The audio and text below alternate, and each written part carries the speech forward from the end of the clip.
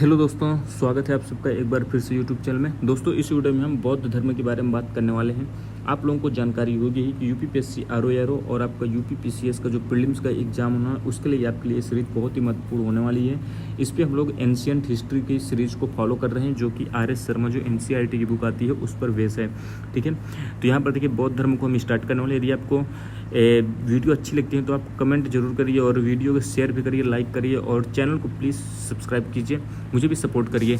यहाँ पर देखिए हम बौद्ध धर्म के बारे में बात करने वाले हैं। बुद्ध जी के जन्म की बात करें तो देखिए 563 बीसी में इनका जन्म होता है लुम्बिनी कपिलवस्तु में, जो कि आपके नेपाल में पड़ता है। ठीक है, इनके पिता कौन थे? शुद्धोदन थे, जो कि आपके गणतांत्रिक शाक्यों के प्रधान थे। ये चीज़ भी आपको ध्यान देना है।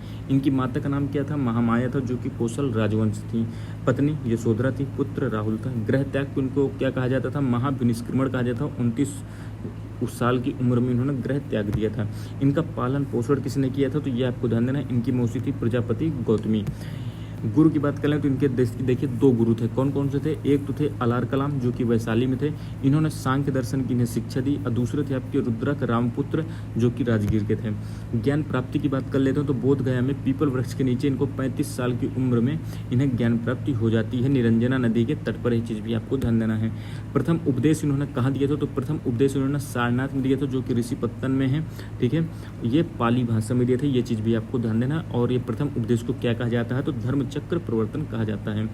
आगे बात कर लेते हैं। सर्वाधिक उपदेश इन्होंने कहाँ दिए हैं? तो सर्वाधिक उपदेश इन्होंने श्रावस्ती में दिए हैं, जो कि कौशल की राजधानी है। ये चीज़ भी आपको ध्यान देना है। अब देखिए इन्होंने 4 आर्य सत्य बताए थे। कौन कौन से थे वो? दुख का कारण क्या है? दुख का कारण के बाद दुख का निरोध क्या है? इसका दुख निरोध गामनी प्रतिपदा दिया, जिसके अंतर्गत ही 8 मार्ग इन्होंने बताया, जिसे हम अष्टांगिक मार्ग कहते हैं। ठीक है, बुद्ध को इसमें कल्याण मित्र कहा गया है। ये चीज़ भी आपको ध्यान देना है। इसको देखिए सिद्धांत की बात कर ले तो प्रमुख सिद्धांत कौन कौन से थे? कि उनका एक सिद्धांत प्रत्युत समुत्पाद। ये चीज़ आपको ध्यान देना है। तो इसका अर्थ क्या है कि कोई भी वस्तु होती है तो उस वस्तु के होने के पीछे किसी अन्य वस्तु की उस उत्पत्ति का उल्लेख मिलता है। ठीक है, यानी हर एक के पीछे कोई ना कोई कारण होता है। ये चीज़ है, इसका सिंपल मतलब है। इसके बाद क्षणभंगवाद है। इस पे क्या है? इसका मतलब क्या है कि हर एक वस्तु जो है वो क्षणिक है। ये चीज़ भी आपको ध्यान देना है। अनात्मवाद का ध्यान देना है कि किसी भी वस्तु व्यक्ति की आत्मा जो होती है वो क्षणिक होती है। वर्ण व्यवस्था की इन्होंने आलोचना की और संघ में सभी वर्ग तथा स्त्रियों का प्रवेश स्वीकार इन्होंने किया था। इसलिए आप देखिएगा ना, देखिए अब आपको यहाँ पर मैं थोड़ा बता दूं कि बौद्ध धर्म का उदय क्यों हो जाता है।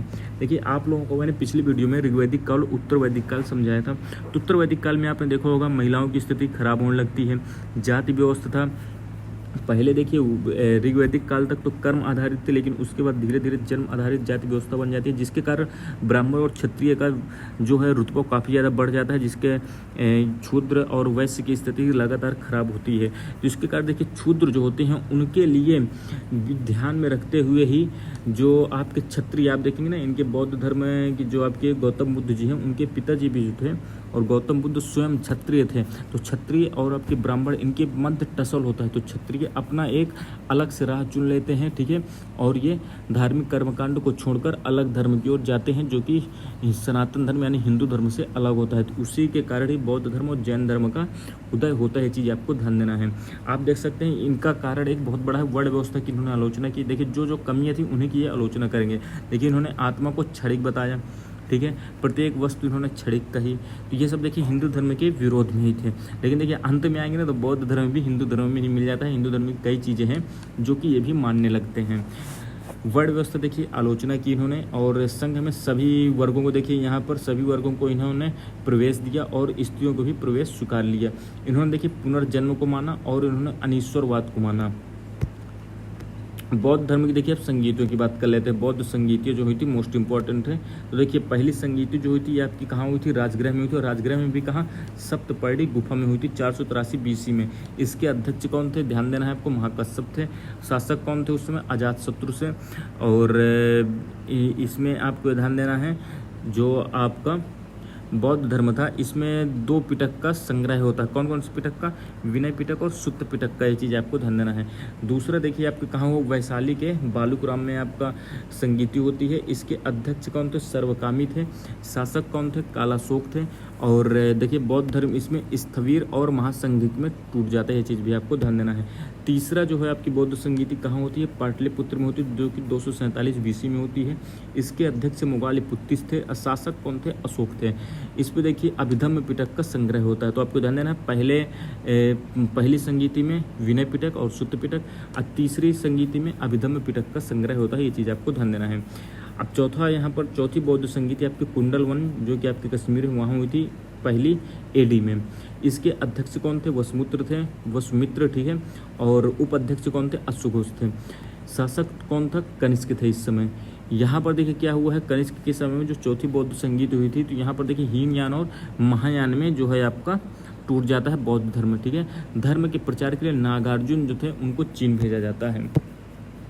अब देखिए संप्रदाय की बात कर लें, देखिए दूसरी जो आपकी बौद्ध संगीति हुई थी वैशाली में, वहाँ पर देखिए 2 भागों में टूटा था, पहले स्थविर और महासंघिक में। तो देखिए यही स्थविर आगे जाकर हीनयान बन जाता है, जो कि आपकी चौथी बौद्ध संगीति में बनता है, और जो महासंघिक था ये आपका क्या बन जाता है, महायान बन जाता है। हीनयान देखिए 2 भागों में था, सैद्धांतिक और वैभाषिक, ये चीज़ आपको ध्यान देनी है, ठीक है। ये आपके कथन में बहुत क्वेश्चन आते हैं इस तरह के। हीनयान क्या थे, कठिन सिद्धांत थे, यानी ये थोड़ा सा हार्ड कोर था, ये चीज़ आपको ध्यान देना है। हार्ड थी इसकी चीज़ें, इनको मानने के लिए आपको काफ़ी ज़्यादा समस्या आती है, यानी बहुत ज़्यादा ये ट्रिक था, हर लोग हीनयान संप्रदाय के नहीं हो जाते थे। इस पर देखिए मूर्ति पूजा जो है, मूर्ति पूजा का इन्होंने विरोध किया था। यहाँ पर क्या था, आहरत सिद्धांत की बात की जाती थी, इसका मतलब क्या है, इच्छाओं के नाश की बात की जाती है। इसके ही जैसा हीनयान की जैसा ही एक और इनका संप्रदाय था जिसे हम थेरवाद संप्रदाय कहते हैं। अब देखिए महासंघिक जो था वो महायान बनता है, ये महायान देखिए सरल था, ठीक है। इसकी हीनयान की अपेक्षा महायान की जो चीज़ें थी वो सरल थी, सिंपल थी। ये महायान देखिए आपका माध्यमिक शून्यवाद पर आधारित था और योगाचार विज्ञानवाद पर आधारित है, ये चीज़ आपको ध्यान देना है। माध्यमिक शून्यवाद की रचना किसने की थी, नागार्जुन ने की थी, और योगाचार विज्ञानवाद की रचना किसने की थी, वसुबंधु और असंग ने की थी। थ्योरी गाथा क्या है, बौद्ध साहित्य है। अब देखिए वज्रयान की बात कर लें तो वज्रयान आपका इसका मतलब क्या है, इसका अर्थ है शक्ति की उपासना। इस पे देखिए तारा देवी जो थी उनकी उपासना की जाती थी। इस पे वज्रयान में तंत्र मंत्र जादू टोना से संबंधित था और ये आपका तिब्बत के क्षेत्र में विकसित हुआ था। सौतांत्रिक की बात कर लेते हैं तो ये देखिए सुत्त पिटक से जुड़ा हुआ है। अब देखिए बोधिसत्व की बात कर लेते हैं। बोधिसत्व क्या है, ये महायान संप्रदाय से संबंधित है, ये चीज़ आपको ध्यान देना है। बोधिसत्व जो क्या था, बुद्धत्व प्राप्ति की ओर था। बुद्ध शाक्य मुनि की इसमें संज्ञा दी गई थी, किसको, बुद्ध को, शाक्य मुनि की। इस पे देखिए ये करुणा का प्रतीक है, कौन, बोधिसत्व। इसके एग्जाम्पल की बात कर लें, देखिए अवलोकी तस्वर की बात कर लें जिसे पद्मपाणि कहते हैं। ये आपका कहाँ चित्रित है, तो ये अजंता की गुफाओं में चित्रित है। मंजूश्री है, वज्रपाणि है, मैत्रेय है, क्षितिगर्भ है, ये इसके एग्जाम्पल हैं। मैत्रेय में क्या है आपका, ये भावी बुद्धि ने कहा जाता है, चीज़ आपको ध्यान देना मैत्रेय को। क्षितिगर्भ को क्या कहा जाता है, नरक का नियामक कहा जाता है। परामिता की चर्चा मिलती है इस पे। परामिता क्या है, गुण है, किस प्रकार का गुण है, तो ये बोधिसत्व की प्राप्ति के लिए परामिता है आपका, ठीक है। जिस परामिता एक गुण है जिसके माध्यम से बोधिसत्व को प्राप्त कर सकते हैं। बौद्ध ग्रंथ की अब बात कर लेते हैं। पहला है देखिए सुत्त पिटक है। सुत्त पिटक में किसका उल्लेख मिलता है, तो नियम है, कानून है, विधान की चर्चा की जाती है इसमें। इसे हम दिग्निकाय भी कहते हैं। दिग्निकाय का मतलब क्या है, बुद्ध का ये अंतिम संदेश कहलाता है, ये चीज़ आपको ध्यान देना है। सुत्त पिटक के यानी अंतर्गत ही आपको दिग्निकाय मिलता है, जो कि आपका बुद्ध का अंतिम संदेश है। इस पे महावीर जी को देखिए निगंठ नाथपुत्र कहा जाता था, मोस्ट इंपॉर्टेंट, कई बार एग्जाम में आ चुका है।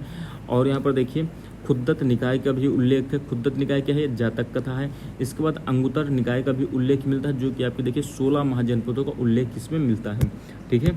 इंपॉर्टेंट, कई बार एग्जाम में आ चुका है ये भी अंगुतर निकाय। इसके बाद देखिए विनय पिटक। विनय पिटक में क्या है कि बौद्ध संघ के आचरण के बारे में जानकारी मिलती है इस पे।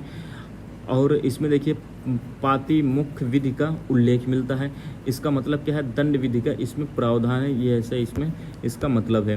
अब देखिए तीसरा है आपका अभिधम्म पिटक। अभिधम्म पिटक क्या करता है, ये बौद्ध दर्शन की चर्चा करता है और इस पे कथा वस्तु का उल्लेख मिलता है। कथा वस्तु किसने लिखी थी, तो मोगालिपुत्तिस ने लिखी थी, ठीक है। अब देखिए प्रवज्या का मतलब क्या है, तो इसमें देखिए प्रवज्या का मतलब है संघ में प्रवेश करने को प्रवज्या कहते हैं। जातक क्या है, बुद्ध के पूर्व जन्मों का उल्लेख है, मोस्ट इंपॉर्टेंट, कई बार एग्जाम में आ चुका है। उपसंपदा क्या है, तो संघ में प्रविष्ट होने को ही आपके उपसंपदा कहा जाता है। अब देखिए स्तूप की बात कर लेते हैं, मोस्ट इंपॉर्टेंट, कई बार एग्जाम में ये भी पूछा जा चुका है, कथन में ये क्वेश्चन आ चुका है। स्तूप का मतलब क्या है? बुद्ध की मृत्यु की घटना से संबंधित है। इसका अर्थ क्या है? वस्तु का ढेर। कई बार एग्जाम में पूछा आ चुका है। इसके एग्जाम्पल देख लेते हैं। ये स्थान केसरिया है आपका, जो कि स्थान कहाँ है? ये बिहार में है। सांची आपके एमपी में पड़ता है। धमेक स्तूप आपके यूपी में पड़ता है। चौखंडी स्तूप आपके सारनाथ यूपी में ही पड़ता है। अब देखिए ऐसा आपका रफली मैंने बनाया हुआ है। तो ये आपका देखिए स्तूप है। स्तूप में देखिए आप मंदिर भी जैसे आप देखते होंगे ना, आप बनारस जाएंगे, बनारस में आप सारनाथ जाएंगे तो ऐसा ही एक बड़ा सा स्तूप बना है। तो देखिए सबसे ऊपर जैसे आप हिंदू धर्म में देखते हैं मंदिर होता है, उसके ऊपर जैसे त्रिशूल लग रहा होता है, तो यहाँ पर देखिए त्रिशूल की जगह तो सबसे ऊपर का जो पॉइंट होता है उसे अष्टी कहते हैं। इसके बाद जो है आप देखेंगे गुम्बद जैसा होता है, उसके बाद जो एक आकृति होती है ऐसी, ठीक है, ऐसी आकृति मिलती है जिसे हम हर्मिका कहते हैं। और इसके ऊपर एक ऐसा गोला गोला लगा रहता है जिसे हम छत्री कहते हैं। ये चीज़ आपको ध्यान देना है। इसके बाद जो देखिए जो अंडाकार स्त्री है उसे स्थिति होती है, इसे अंड कहते हैं। ये चीज़ आपको ध्यान देना है, ठीक है। यहाँ पर देखिए इसके बाद यहाँ पर चक्कर लगाने के लिए आप देख सकते हैं ऐसी ये डिजाइन बनी रहती है, यहाँ पर आप चक्कर लगाते हैं, ठीक है। तो इसे क्या कहा जाता है? मेधी कहा जाता है चक्कर लगाने के लिए। ये देखिए बड़ा सा गेट लगा हुआ है, तो इस गेट को क्या कहा जाता है? तोरण कहा जाता है। इसके बाद क्या है? इनके लिए देखिए ये आपके क्या कहते हैं? जालियाँ लगी हुई हैं सुरक्षा के लिए। इसे क्या कहते हैं? रेलिंग कहते हैं, जिसे हम वेदिका कहते हैं। ये चीज़ आपको ध्यान देना है। अब देखिए चैत्य क्या है? तो चैत्य देखिए बौद्ध मंदिर है, मोस्ट इंपॉर्टेंट है, कई बार एग्जाम में आ चुका है। चैत्य और विहार में अंतर कई बार एग्जाम में पूछा जा चुका है। चैत्य बौद्ध मंदिर को कहा जाता है। विहार क्या था? तो भिक्षु जो होते थे बौद्ध भिक्षु, उनके निवास स्थल है। स्तूप क्या है?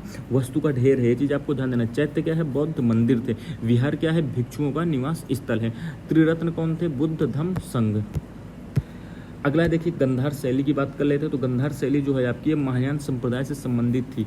गंधार शैली में ही आपके सर्वाधिक मूर्तियां बनी हैं किसकी? बुद्ध जी की। ये चीज़ भी आपको ध्यान देना है। गंधार शैली आपकी यूनानी कला शैली है, कई बार आपको ये क्वेश्चन आ चुका है, ठीक है। इसमें क्या होता है? गंधार शैली में सजावट को ज़्यादा वरीयता दी जाती है। इस पर जो बुद्ध जी की मूर्ति है वो दुखी स्थिति में दिखाई गई है। दाढ़ी घुंघराले बाल दिखाए गए हैं। अभय मुद्रा में इन्हें दिखाया गया है, यानी बिना डर के, यानी दृढ़ दिखाए गए हैं। और भूमि स्पर्श मुद्रा है, इसमें भूमि में बैठे हुए। अब देखिए दूसरी एक शैली है मथुरा शैली। मूर्तियाँ जो हैं आपकी दो ही उसमें बनी हैं, एक गंधार शैली में बनी है बुद्ध जी की और एक मथुरा शैली में। गंधार शैली में देखिए सर्वाधिक मूर्तियां बनी हैं, लेकिन अब बात करें प्रथम मूर्ति किस में बनी थी, तो ये मथुरा शैली में बनती है। ये चीज़ आपको ध्यान देना है। प्रथम मूर्ति मथुरा शैली में। इसमें पद्मासन में बैठे हुए हैं और इसमें हंसते हुए दिखाया गया है और स्वस्थ शरीर दिखाया गया है। मिलिंद पन्हों को किसने लिखा है? तो नागार्जुन जी ने लिखा है। ये चीज़ भी आपको ध्यान देना है। बुद्ध चरित और सौंदरानंद किसने लिखा है? तो अश्वघोष जी ने लिखा है। ये चीज़ भी आपको ध्यान देना है, ये इंपॉर्टेंट है, ध्यान दीजिएगा आप।